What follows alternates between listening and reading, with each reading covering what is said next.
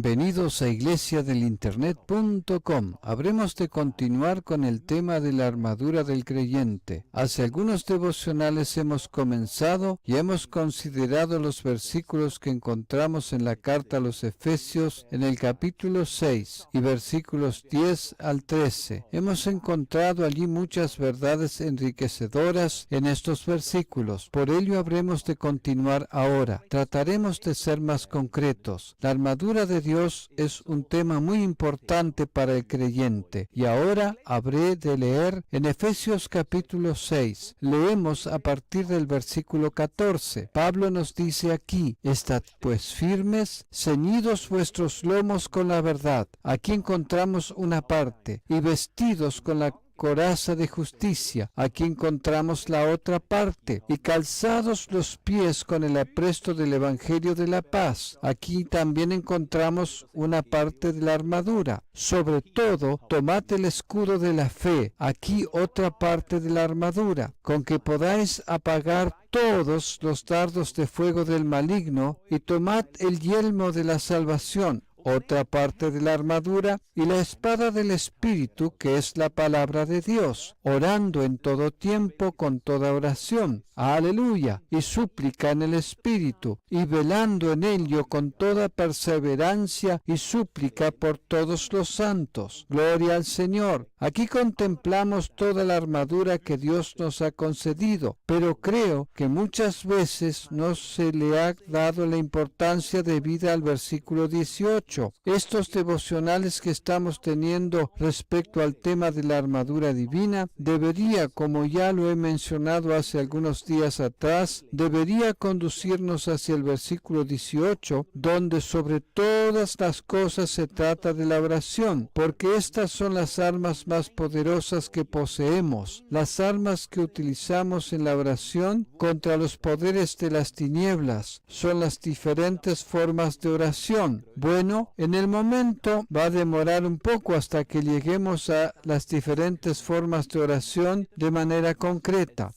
porque antes de llegar a esos aspectos queremos considerar un poco más la totalidad de esta armadura. En el versículo 14 está escrito: estad pues firmes, ceñidos vuestros lomos con la verdad. Jesucristo es la verdad, y la Biblia nos refiere que la verdad nos hará verdaderamente libres. Si estamos ceñidos con la verdad que nos libera, si estamos ceñidos con la liberación que fue producida por la palabra de Dios, esto significa simplemente que la palabra correcta y precisa nos libera. Nadie puede permanecer realmente en la lucha si está atacado, si está atado. Nadie puede luchar exitosamente si tiene temor. Nadie puede luchar exitosamente si teme al enemigo. La verdad nos libera del temor y del miedo. La verdad nos va a comunicar que el perdedor es el diablo y que nosotros somos los vencedores. ¡Gloria al Señor! De esta manera luchamos. Lo hacemos estando ceñidos con la verdad, que entre otros es que nosotros habremos de ganar la batalla. ¡Gloria al Señor! Gracias a Dios que la batalla ya ha sido ganada por nuestro Señor, por Jesucristo. Solamente de esa manera podemos vencer en la lucha a las artimañas del diablo y a sus ataques. La verdad es que nosotros ya hemos vencido. Amén. Aprópiese de esta verdad respecto a la armadura de Dios en este día.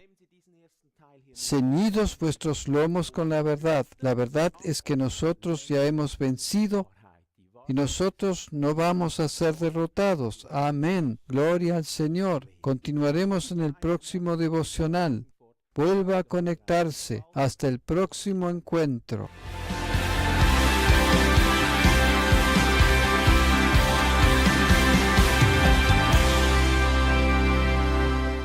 Bienvenidos a iglesiadelinternet.com. Ahora comenzamos con la segunda parte referida a la armadura de Dios. En Efesios capítulo 6 encontramos aquello que Pablo nos refiere en cuanto a aquello que es válido para los creyentes, a lo que les pertenece a los creyentes. Se trata de la armadura de Dios. Leemos ahora Efesios capítulo 6, versículo 14. Estad pues firmes, ceñidos vuestros lomos con la verdad. Esto es lo que hemos tratado durante el último devocional. La verdad es que ya hemos ganado la batalla estando en Cristo Jesús. Nuestro Señor y líder ya ha desarmado a los poderes de las tinieblas. Él los exhibió públicamente y nosotros, gloria al Señor, nosotros desde este punto de vista nos encontramos con esta armadura en una posición de victoria, porque nosotros somos una iglesia victoriosa y no somos una iglesia militante. Desde esta posición victoriosa, desde esa posición victoriosa, no estamos ocupados en principio a salir para atacar, sino para usar la armadura exclusivamente como un medio defensivo, a fin de defender aquello que ya nos pertenece, ya que hemos triunfado anticipadamente en Cristo. Esa es la verdad con la que debemos estar ceñidos. Tenemos que saber y ser conscientes que ya hemos triunfado en Cristo. Tenemos que ser conscientes de que pertenecemos al grupo de los vencedores. Y tenemos que saber que el diablo es el perdedor, el derrotado. Es un pobre diablo, gloria al Señor. Seguimos leyendo. Está escrito que tenemos que estar vestidos. ¿Con qué? Vestidos con la coraza de justicia. Aleluya. ¿De qué se trata realmente aquí? Muchas personas suelen enfatizar los elementos de la armadura. Hacen énfasis en el cinturón, hacen énfasis en la coraza. En realidad, en este pasaje el énfasis está colocado en las verdades espirituales, como acabamos de contemplar. Por ejemplo,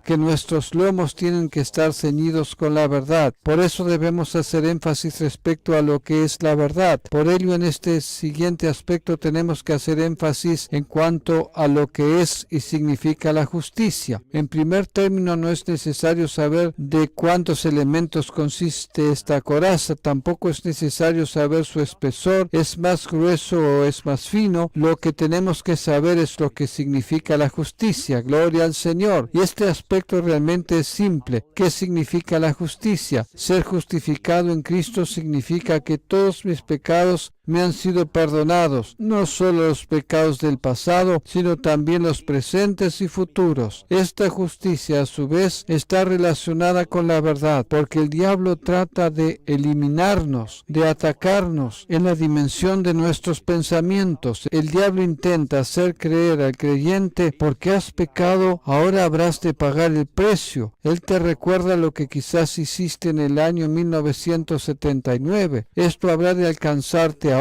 Esos son los pensamientos del diablo. Eso es lo que el diablo desea alcanzar. Él quisiera influirnos constantemente en el mundo de nuestros pensamientos. Él puede hacer esto, inclusive puede hacer caer a creyentes cristianos cuando ellos no conocen la armadura que poseen. Por ello, la justicia es una de las partes más importantes de esta armadura. La puñalada en el corazón es posible cuando el diablo te puede conducir a la derrota por medio de la condenación y de los sentimientos de culpa, por medio de una mala conciencia, a fin de que tú pienses que aquello incorrecto que has hecho la semana pasada te habrá de alcanzar en el futuro. Son mentiras del diablo. Jesús pagó por nuestros pecados una vez y para siempre. Si me he equivocado, si he pecado, puedo dirigirme directamente al trono de Dios para recibir gracia y misericordia. Gloria al Señor. De esa manera mantengo puesta la coraza de justicia. Cada vez que pecamos y nos equivocamos, miramos hacia la cruz y vemos allí que justamente Jesús en la cruz ya pagó por mis pecados y equivocaciones. Amén y amén. Por ello, porque estoy en Cristo y no por mi propia justicia, puedo mantener intacta la coraza de justicia, y el diablo no puede alcanzar su cometido de mentirme y engañarme con sus pensamientos de condenación cuando me dice: tú vas vas a pagar por ello. Tus pecados del pasado te habrán de alcanzar. De ninguna manera. El diablo no puede lograr su cometido porque yo he sido hecho justo en Cristo Jesús. Amén y amén. Este es uno de los elementos de la armadura, la coraza de justicia. Vístase con esta coraza en este día y no se deje engañar por las mentiras del enemigo.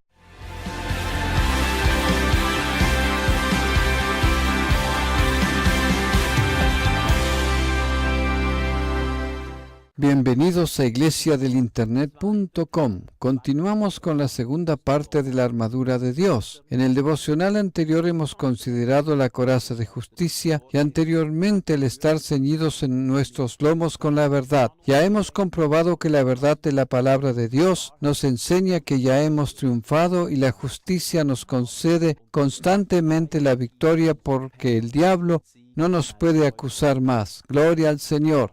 Y luego el apóstol Pablo sigue diciendo en el versículo 15, Efesios 6, 15, y calzados los pies con el apresto del Evangelio de la paz.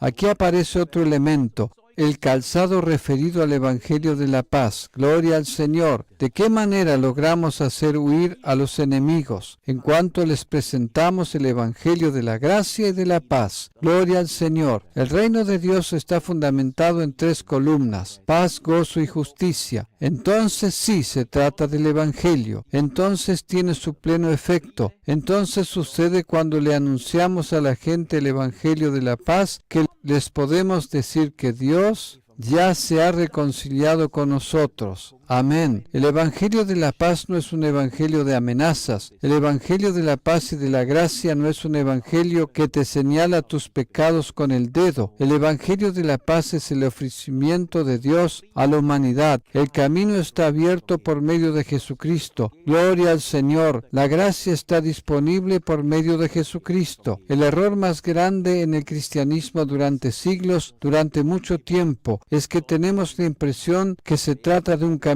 angosto que nos conduce al Señor. El camino es muy angosto, el camino es muy estrecho. Solamente unos pocos lo van a lograr. Le afirmo con plena certeza que habrá más personas en el cielo que en el infierno, porque el camino era angosto bajo la ley. Usted lo puede comprobar por sí mismo. En el Evangelio de San Mateo, en el capítulo 7, Jesús se está refiriendo a la ley. Cuando Jesús se refiere al camino angosto y estrecho, no se está refiriendo a su gracia. El camino angosto y estrecho es la ley. Esto es así porque nadie pudo guardar realmente la ley. El camino era muy estrecho, el camino era muy angosto, porque si quebrantamos un mandamiento hemos quebrantado todos. Y en este contexto y relación, esto significa para nosotros que lo referido al camino angosto y este hecho es la suma de la ley. La ley me hace imposible que pueda ser salvo. En esta relación y contexto Jesús expresó esas palabras, pero gracias sean dadas a Dios, que la gracia de Jesucristo nos ha sido revelada. La ley fue dada, pero la gracia vino a nosotros. La gracia vino, gloria al Señor. Y desde la perspectiva de la gracia, ya no tenemos que vernos las más con el camino estrecho y angosto. En el Apocalipsis leemos que Jesús nos abrió una puerta. Jesús no es más el camino angosto. Jesús es la puerta abierta para cada ser humano. Y esta puerta es muy ancha, es muy grande y está abierta. Muchas personas y multitudes recibirán la salvación si nosotros predicamos y anunciamos un evangelio de paz y gracia, porque es la bondad divina que nos guía al arrepentimiento, lo que significa cambio de actitud. Nunca el evangelio es una amenaza o un evangelio de condenación. Comprendiendo esto, estamos bien calzados. Entonces también comenzamos a anunciar un evangelio de paz. ¿Comprende usted? Muchas personas no llegaron a ser realmente pescadores de hombres a causa de que tienen temor y miedo de presentarle a la gente un evangelio que podría llegar a condenarles de alguna manera. Pero justamente eso no es lo que Dios desea. Dios quiere que nosotros nosotros presentemos un evangelio de paz, de gracia y de amor. Y si le presentamos este evangelio al mundo, a la gente, entonces ser pescador de hombres será motivo de gozo. Gracias a Dios por su palabra. Yo creo que en este día usted ha recibido mucha bendición.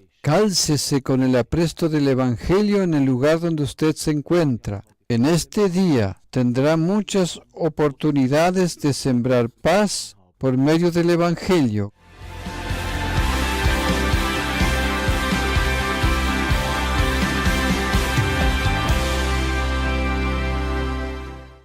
Bienvenidos a iglesiadelinternet.com, considerando la armadura de Dios. Nos encontramos en Efesios capítulo 6. Ya hemos considerado algunos elementos de esta armadura, pero ahora en el versículo 16 habremos de contemplar el escudo de la fe.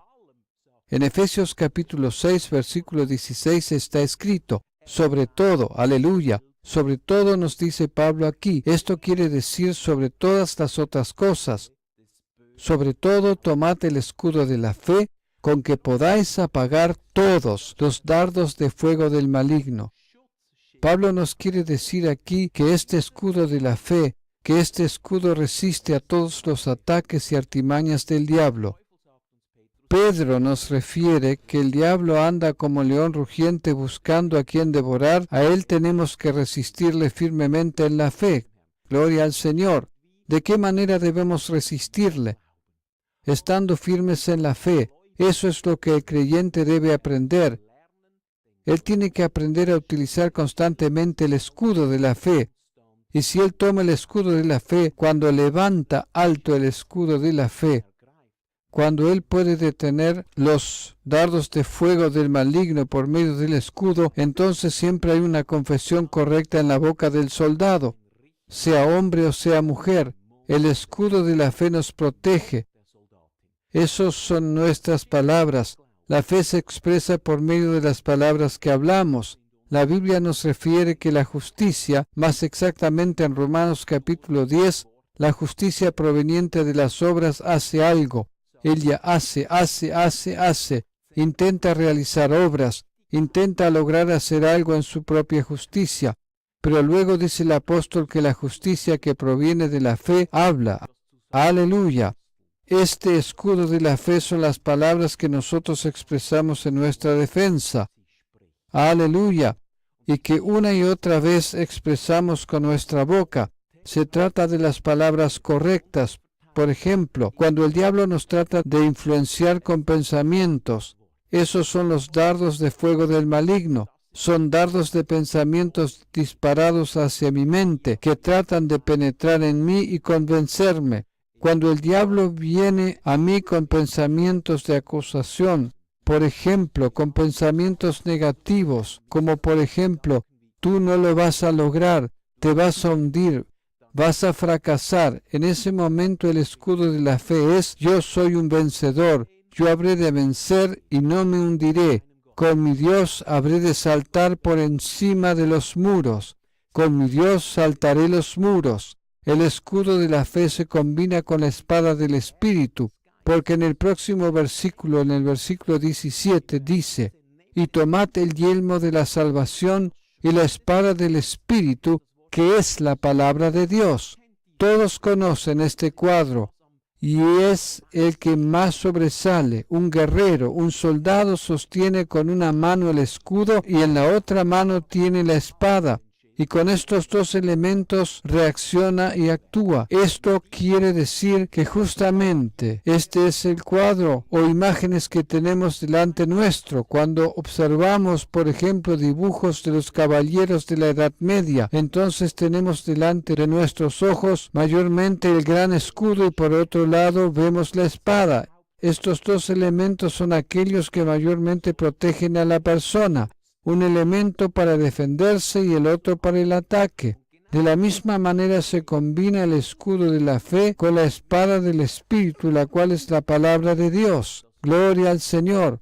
Por un lado, con el escudo evitamos que los dardos de fuego del maligno nos alcancen. Esto sucede cuando expresamos las palabras correctas. Por otro lado, en el momento en que expresamos esas palabras, entonces esas palabras transportan algo hacia el ámbito espiritual. Cuando expresamos las palabras, en ese instante son transportadas al mundo espiritual y el apóstol y sumo sacerdote de nuestra fe, Jesucristo, puede, con las palabras que hemos expresado, hacer algo por nosotros. Porque las palabras que hablamos no son palabras huecas, las palabras que hablamos no son palabras que vuelven a nosotros vacías, sino que cuando hablamos las palabras de Dios, entonces afirma la Biblia en Isaías 55, que su palabra no habrá de volver vacía.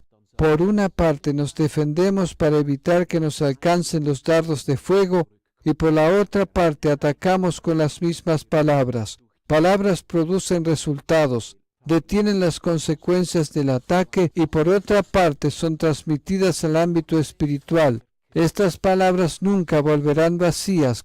Gloria al Señor. Utilicemos y apliquemos el escudo de la fe y la espada del Espíritu de manera combinada. Entonces producirá los mayores resultados. Creo que cuando lo vemos y aplicamos de esa manera combinada, los efectos serán mayores. Porque cuando un caballero, un soldado lucha en la batalla, por una parte se defiende con el escudo y en el siguiente instante ataca con la espada, defiende y ataca, defender y atacar, defender y atacar. Justamente eso es lo que encontramos aquí en estos versículos, el escudo de la fe y la espada del Espíritu. Se trata de las palabras que pronunciamos con nuestra boca. Aleluya. Hoy queremos pronunciar palabras buenas, palabras de bendición. Queremos bendecir a otras personas con nuestras palabras. No nos dejamos aplastar y derrotar por medio de los dardos de fuego del diablo, que son esos malos pensamientos que dispara contra nosotros. Dios es bueno. Él nos concede revelación maravillosa. Continuaremos con la armadura de Dios.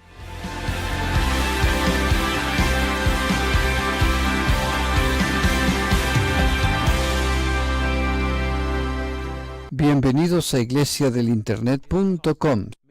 Seguimos avanzando considerando la armadura de Dios.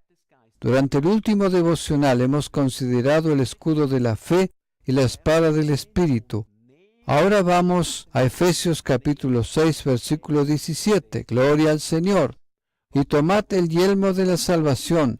Qué maravillosa palabra es la palabra salvación. La palabra salvación significa redención.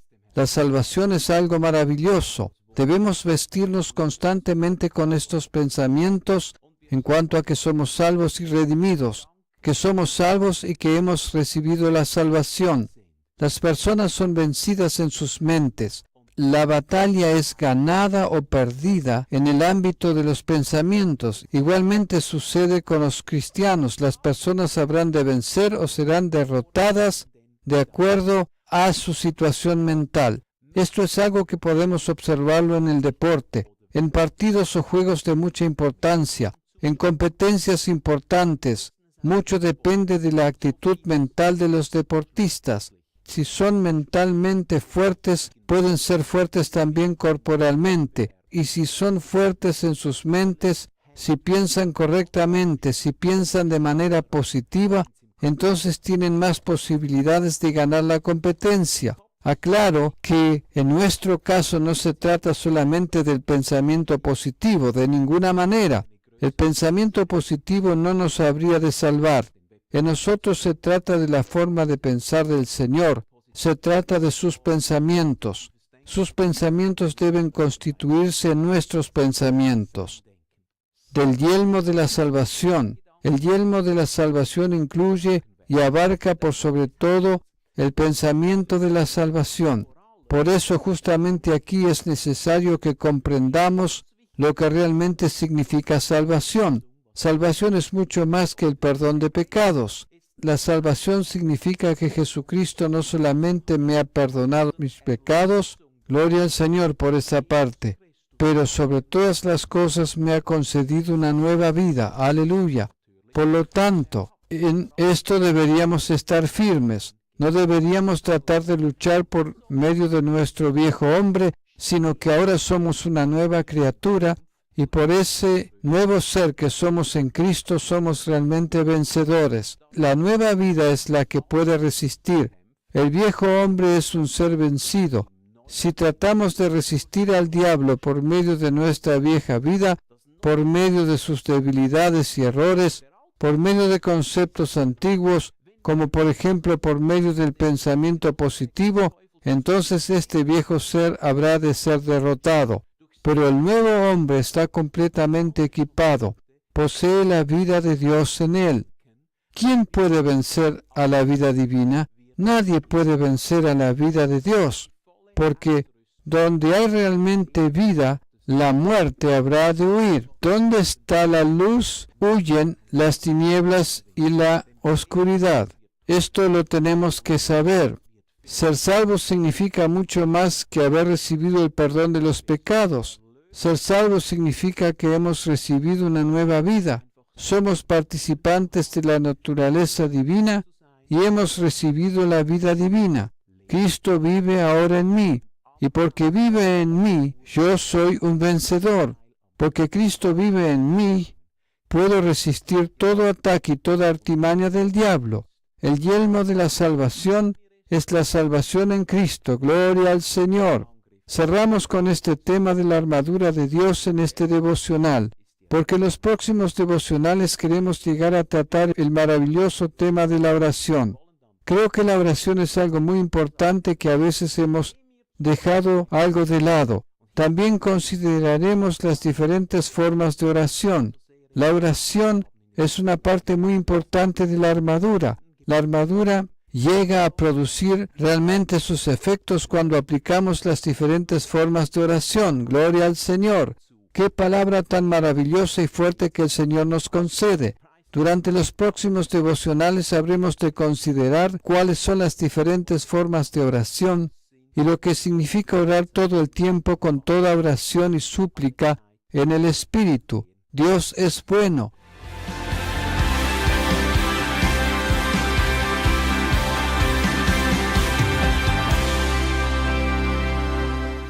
Bienvenidos a iglesiadelinternet.com. Usted ha sintonizado el canal correcto. Seguimos considerando la armadura del creyente. Durante los últimos devocionales hemos considerado detalladamente la armadura que encontramos en Efesios capítulo 6. Y hoy queremos comenzar con una parte sumamente importante de la armadura. Queremos considerar esta parte y queremos practicarla también. Yo creo que en todo este último tiempo, meses y años en que consideramos conjuntamente la palabra de Dios, creo que esta parte no la hemos enfatizado lo suficiente. Sin embargo, es parte de esta armadura. Se trata simplemente de la oración, porque el apóstol Pablo nos dice en Efesios capítulo 6, en el versículo 18, después de habernos descrito la armadura de Dios, nos dice, orando en todo tiempo. Orando en todo tiempo es la última parte de la armadura. Es una parte muy importante de la armadura y creo que como tal no la hemos enfatizado suficientemente. Orando en todo tiempo con toda oración y súplica en el Espíritu y velando en ello con toda perseverancia y súplica por todos los santos. Antes que comencemos en el próximo devocional a considerar las diferentes formas de oración, deseo mencionar aquí 2 o 3 aspectos que encontramos aquí en el versículo 18. Primeramente dice Pablo que debemos estar orando todo el tiempo. Esto implica varios aspectos. Significa por una parte orar en las diferentes formas de oración. Justamente de las diferentes formas de oración comenzaremos a considerar en el próximo devocional. Pero también significa por otra parte vivir constantemente en la presencia de nuestro Padre Celestial. Nosotros lo denominamos practicar su presencia. En nuestro sitio de internet se encuentra a disposición una serie denominada Practicando la Presencia de Dios. La maravillosa revelación y perspectiva que podemos tener y estar constantemente comunicados con nuestro Padre por medio de nuestra mente. Y es fundamentalmente posible por medio de nuestro ser interior, nuestro espíritu. Aquí el apóstol nos dice que oremos en todo tiempo, con toda oración y súplica, con las diferentes formas de oración. Luego dice que oremos en el Espíritu, y orar en el Espíritu es realmente muy diferente a orar en la carne. Muchos cristianos oran carnalmente, oran desde su alma, desde sus emociones. Orar en el Espíritu significa fundamentalmente dos cosas. Por una parte, orar la palabra de Dios, por ejemplo, las oraciones que encontramos en la carta a los Efesios en el capítulo 1 y 3. Hemos aprendido a orar estas oraciones de la carta a los Efesios y de aplicarlas prácticamente. Tal tipo de oración es seguramente una oración en el Espíritu, porque la palabra de Dios es Espíritu y vida. Por otra parte, orar en el Espíritu es orar en otras lenguas. Aquí hacemos la diferencia entre el orar en lenguas y la interpretación de las mismas. Por otra parte, también cuando estamos siendo inspirados por el Espíritu Santo y expresamos en oración todo aquello que está en nuestro corazón, aquello que oímos en nuestro interior y expresamos en nuestras palabras de nuestro idioma normal, eso también es orar en el Espíritu. Pero orar en la carne significa estar revolcándose en sus propias emociones, concentrados solamente en los problemas, y de esa manera, quizás sin saberlo, estar ignorando los impulsos del Espíritu. Esto sucede porque estamos demasiado ocupados con nosotros mismos, velando en ello con toda perseverancia. La oración necesita perseverancia. Por una parte es algo maravilloso, por otra parte, practicar constantemente la presencia de Dios es quizás al principio algo que demanda mucha perseverancia hasta que estamos en ese fluir de la oración y súplica, intercesión por todos los santos. ¿Qué es lo que hacemos entonces? Oramos en el Espíritu, y aun cuando oramos en lenguas, intercedemos por otras personas. Eso es lo que necesitamos, mucha más oración. Debiéramos orar mutuamente mucho más. Quizás eso signifique que debiéramos conversar algo menos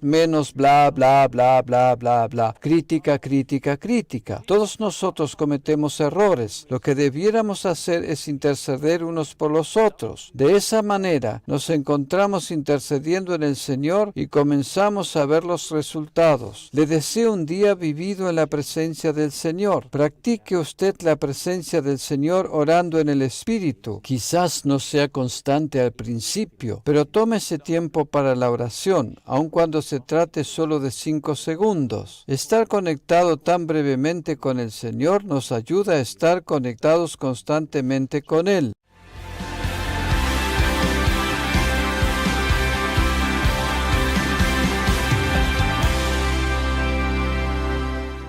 Bienvenidos a iglesiadelinternet.com, orando en todo tiempo con toda oración y súplica en el Espíritu. De esta manera lo encontramos en una traducción. Se trata de Efesios capítulo 6, versículo 18. Debemos orar todo el tiempo con toda oración y súplica en el Espíritu. La oración es un medio poderoso, posee en sí misma gran poder. Esta es parte de nuestro equipamiento espiritual dado a que somos creyentes. La oración es parte de la armadura de Dios. Gloria al Señor. La oración es un aspecto importante y grandioso de esta armadura. Personalmente creo que cuando nos referimos a la armadura de Dios, deberíamos enfatizar las diferentes formas de oración. Por lo tanto, en el día de hoy comenzamos a considerar la primera y maravillosa forma de oración. Existen diferentes formas de oración. No todas las formas de oración son idénticas. Un conocido predicador dijo que la gente mayormente mezcla todas las formas de oración en una olla, la remueven y luego como resultado sale una mixtura. En este estudio que estamos teniendo respecto a la armadura de Dios, queremos identificar y separar claramente las diferentes formas de oración. Lo hacemos con el fin de comprender en qué momento debiéramos aplicar una de estas formas de oración. Aquí encontramos la primera forma de oración. La denominamos la oración de entrega o rendición. Gloria al Señor. La oración de rendición. Un ejemplo de este tipo de oración la encontramos en el Evangelio de San Lucas en el capítulo 22, desde el versículo 42. Jesús se encuentra en el jardín del Getsemaní y dice: Padre, si quieres, pasa de mí esta copa, pero no se haga mi voluntad sino la tuya. Y se le apareció un ángel del cielo para fortalecerle. Y estando en agonía, oraba más intensamente, y era su sudor como grandes gotas de sangre que caían hasta la tierra. Versículo 45. Cuando se levantó de la oración y vino a sus discípulos, los halló durmiendo durmiendo. Aquí contemplamos que Jesús se encontraba en medio de un tiempo de oración. Estaba orando en una forma especial de oración. Este tipo de oración la denominamos, por lo tanto, la oración de rendición, porque Jesús se entrega concretamente al Padre, se rinde completamente a la voluntad de Dios. En ese momento expresa estas palabras: Padre, si quieres, pasa de mí esta copa, pero no se haga mi voluntad sino la tuya. Esta frase debería ser utilizada correctamente solamente en este tipo de oración, porque por ejemplo cuando se trata de sanidad nunca oramos: Padre, si es tu voluntad sea hecha. Tampoco oramos de esa manera cuando se trata de bienestar. No decimos: Padre, si es tu voluntad, que no se haga mi voluntad sino la tuya. En estos dos aspectos y en algunos más nunca oramos esta oración. Utilizamos esta forma de oración solamente cuando nos volvemos a rendir al Señor, cuando volvemos a entregarnos a Él. Su voluntad se lleve a cabo a nuestras vidas, no nuestra propia voluntad. Esta forma de oración tiene su lugar en la rendición y entrega, cuando nos entregamos al Señor a fin de caminar en la dirección determinada por Él. Muchas personas oran en el marco de diferentes aspectos: Padre, que sea hecha tu voluntad y no la mía. Y de esa forma oran sin fe. En realidad tendrían que saber que sanidad es realmente la voluntad del Señor para sus vidas. En ese caso no tenemos necesidad de orar: Padre, que sea hecha tu voluntad, simplemente porque sabemos que sanidad, bienestar, llenamiento con el Espíritu Santo es la plena voluntad de Dios para nuestras vidas. Gloria al Señor. Por lo tanto, en estas cosas no hay necesidad de orar diciendo que se haga la voluntad del Padre y no la mía. Nosotros conocemos lo que es la voluntad del Padre y simplemente nos apropiamos de esas bendiciones. Los hijos de Dios tienen el derecho de recibir y apropiarse de aquello que es la voluntad plena de su Padre. Para ello, lo único necesario es conocer cuál es la voluntad de Dios. Esta oración de Jesús aclara muchos interrogantes. ¿Cuándo oramos: Padre, sea hecha tu voluntad y no la mía? En momentos de entrega y rendición, y solamente en esos momentos de rendición, solamente en los momentos de entrega oramos de esa manera. Gloria al Señor. Esto es algo que de tiempo en tiempo también tenemos que hacer. Simplemente confiar en el Señor en cuanto a que su voluntad habrá de manifestarse. En esos momentos le dices: Padre, deseo que tu voluntad sea hecha en mi vida. Quiero hacer tu voluntad. Una oración tal no la deberíamos orar todos los días. Tampoco deberíamos orar: Señor, prueba mi corazón. Tú y yo poseemos un nuevo corazón, un corazón proveniente de Dios. Dios no necesita probar mi corazón. Gloria al Señor. Simplemente porque se trata de su corazón, yo he recibido su corazón. Él me ha dado un nuevo corazón. Él ha quitado de mí el corazón de piedra y me ha concedido un nuevo corazón. Lo que tengo que hacer es cuidar que mi corazón no se endurezca. Y esto es posible mientras permanezco abierto para el Señor. Permanecer abiertos para el Señor, ese es el camino. Gloria al Señor. Podemos para ello hacer uso de la oración de rendición. De esa forma permanecemos estando abiertos. De esa manera nuestro corazón no se habrá de endurecer cuando de tiempo en tiempo nos entregamos y rendimos una vez más al Señor. De esta manera, nuestros corazones permanecen abiertos para los caminos de Dios. A veces pensamos que tenemos que ir hacia la izquierda y de pronto Dios desea que vayamos a la derecha. De esta manera mantenemos nuestro corazón abierto. Gloria al Señor. Esta es una maravillosa forma de oración si la utilizamos correctamente. Es posible que para usted sea necesario orar esta oración justamente ahora cuando terminamos este devocional. Hágalo de la manera que el Señor se lo indique, de la manera que Él le guíe. Así debe ser. La voluntad del Señor sea hecha. Amén y amén. Le deseo un día exitoso y fructífero.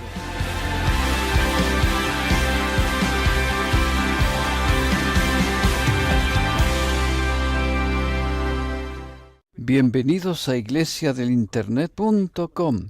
Hoy consideraremos otra forma de oración. Hemos comprendido que en el marco de la armadura de Dios debemos orar todo el tiempo, orando en todo tiempo, con toda oración y súplica en el Espíritu. La oración es un arma muy importante dentro de la armadura de Dios y está a nuestra disposición. Durante el último devocional hemos considerado la oración de rendición. La habíamos considerado en Lucas capítulo 22, desde el versículo versículo 42. Hoy consideraremos otra forma de oración, la segunda. Se trata de la oración de fe. En la Biblia encontramos diferentes pasajes relacionados a la oración de fe. Por ejemplo, el pasaje conocido de Marcos capítulo 11, versículos 23 y 24. Este es uno de los pasajes. También en Mateo capítulo 21 encontramos la oración de fe, pero hoy consideraremos la oración de fe y yendo a Santiago al capítulo 5. Leemos allí a partir del versículo 14. ¿Está alguno enfermo entre vosotros? Llame a los ancianos de la iglesia y oren por él, ungiéndole con aceite en el nombre del Señor. ¿Deben orar por el enfermo? Lo deben hacer. Aquí se trata de oración y en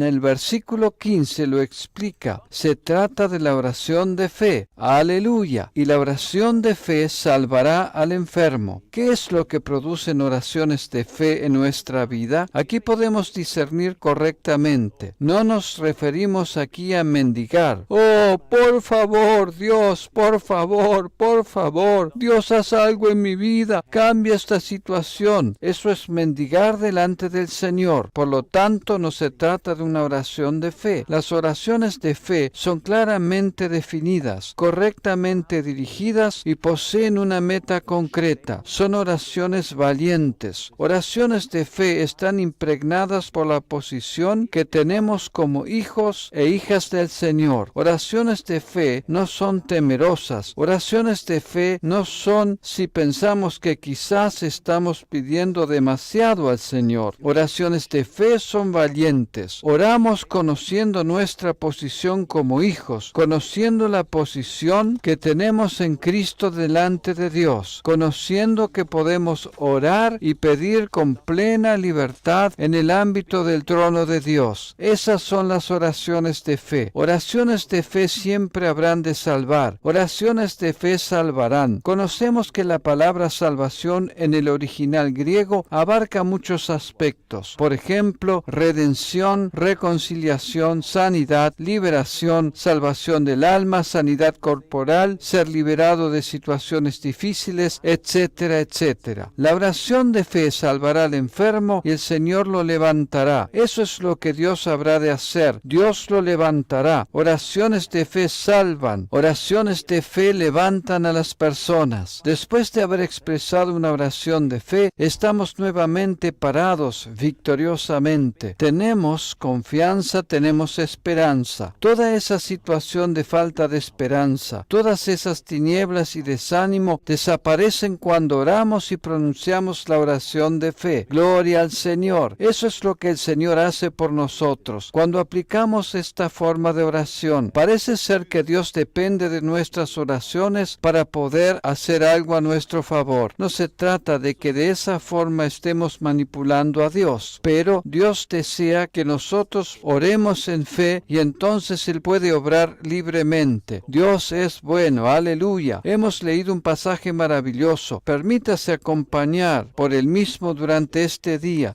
Si es que usted tiene que orar en una situación crítica, ore valientemente en plena confianza. El Señor salvará y usted será levantado. Amén.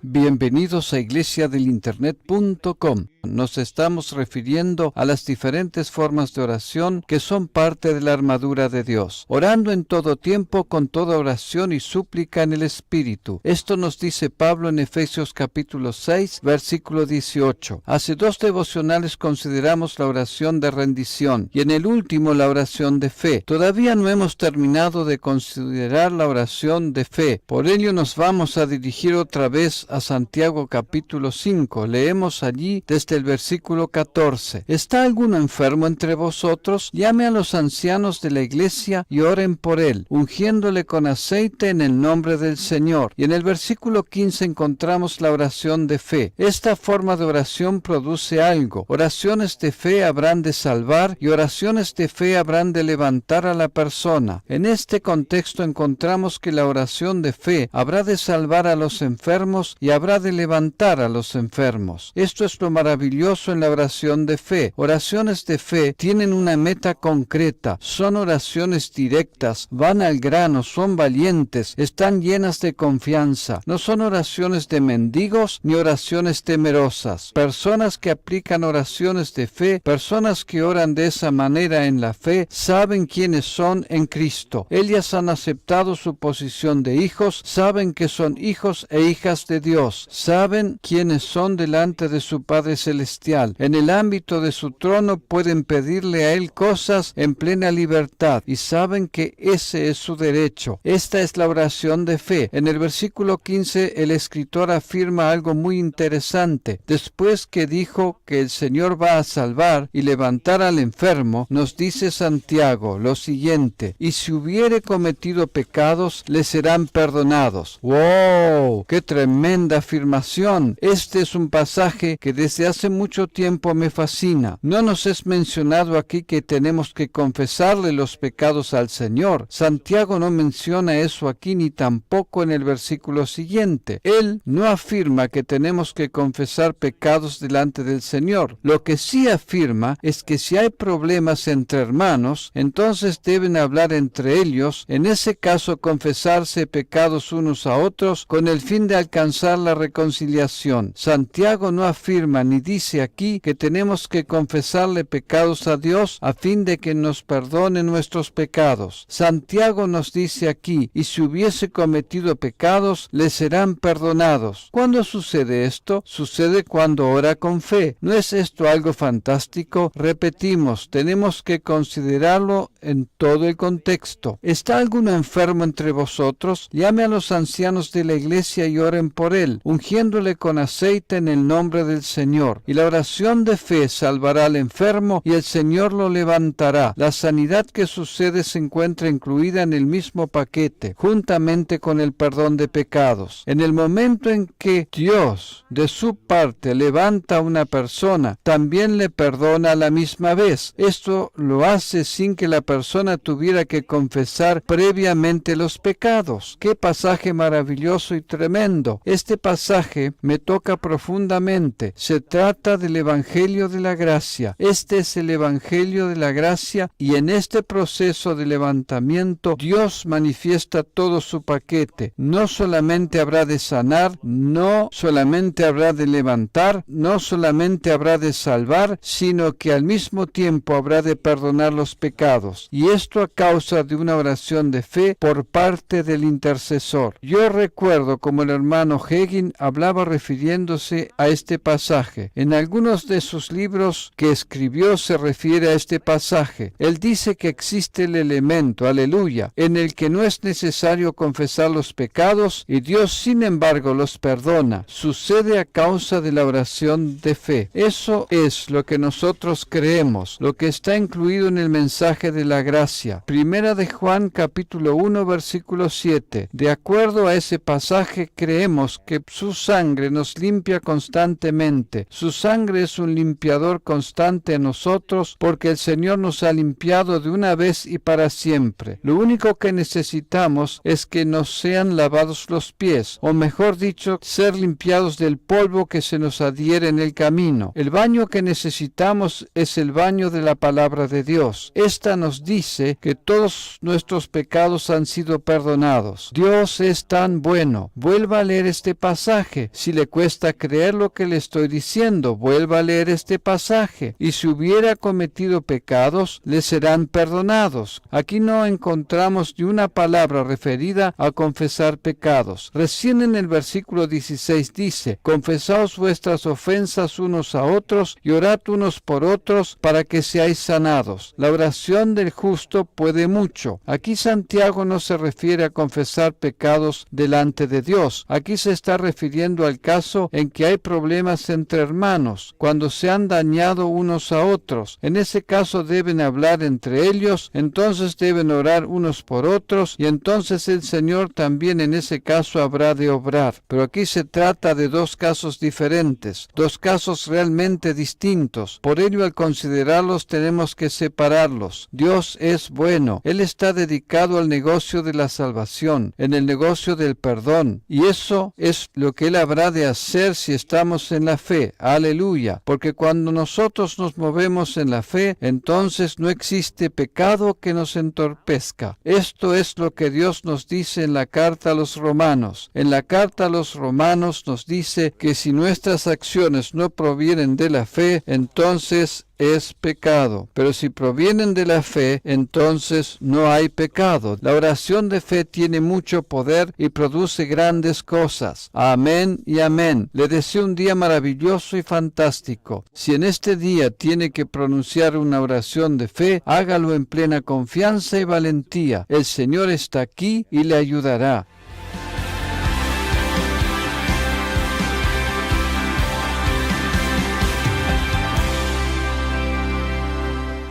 Bienvenidos a iglesiadelinternet.com. Estamos considerando las diferentes formas de oración en base a la armadura de Dios. Uno de los equipamientos más importantes es orando en todo tiempo con toda oración y súplica en el Espíritu. Eso es lo que está escrito en Efesios capítulo 6, versículo 18. Ya hemos considerado la oración de rendición. Durante los 2 últimos devocionales hemos considerado la oración de fe y ahora habremos de ocupar con la tercera forma de oración. Ahora consideraremos la oración referida a entregar nuestras preocupaciones. En Filipenses capítulo 4 versículo 6 encontramos esta forma de oración. También la encontramos en la primera carta de Pedro, capítulo 5 versículo 7, pero ahora leemos Filipenses 4 versículo 6. En la traducción que tengo aquí delante dice: no se preocupen por nada. Aquí se trata de una orden. Es una orden del apóstol Pablo y también sabemos que esta orden proviene de nuestro Señor Jesucristo. En otras palabras, el apóstol nos dice que está prohibido preocuparse. Queridos cristianos, está prohibido preocuparse. Esta es la primera medida del ministerio de salud celestial. Está prohibido preocuparse. No se trata de vacunarse ni de aplicarse inyecciones. No se trata de otras tantas medidas, sino de no preocuparse. Está prohibido preocuparse.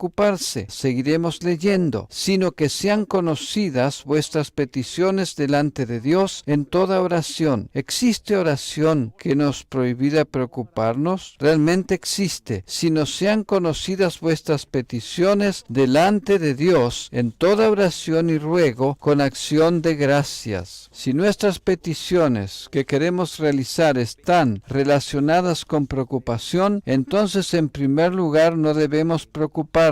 En segundo lugar, debemos arrojar nuestras preocupaciones sobre el Señor. Debemos expresar delante de Dios nuestras peticiones. Si hay algo que nos oprime, podemos comenzar a orar. Podemos decirle al Señor todo aquello que nos oprime. Podemos dejar todo delante de Él. El Señor no nos ha creado a nosotros, los seres humanos, para estar cargando constantemente preocupaciones. Nuestro cuerpo, nuestro sistema nervioso vegetativo, toda la estructura de nuestra alma no ha sido creado para cargar constantemente preocupaciones. Muchas personas se enferman a causa de la preocupación, están oprimidos y deprimidos, envejecen prematuramente, algunos tienen canas por demás, etcétera, etcétera, etcétera. ¿Por qué razón? Muchas veces es a causa de preocupaciones. Las preocupaciones arruinan nuestros cuerpos. ¿Por qué razón las preocupaciones afectan y destruyen nuestro cuerpo? Porque el Señor no nos creó con un cuerpo que pudiera estar en condiciones de cargar con todas esas preocupaciones. Es que nunca fue el plan de Dios que carguemos con preocupaciones, sino que su plan siempre ha sido que aprendamos a caminar en fe, a vivir en fe y por la fe, entregándole constantemente nuestras preocupaciones, haciéndole conocer en plena confianza nuestras peticiones. Dios nos ha creado, construido y diseñado de una manera en que nuestro cuerpo no puede soportar preocupaciones. Eso es algo que tenemos que aprender a respetar. En cuanto a ello, tenemos que aprender una lección. Dios te dice: hijo mío, hija mía, confía en mí, porque mi gracia es mayor.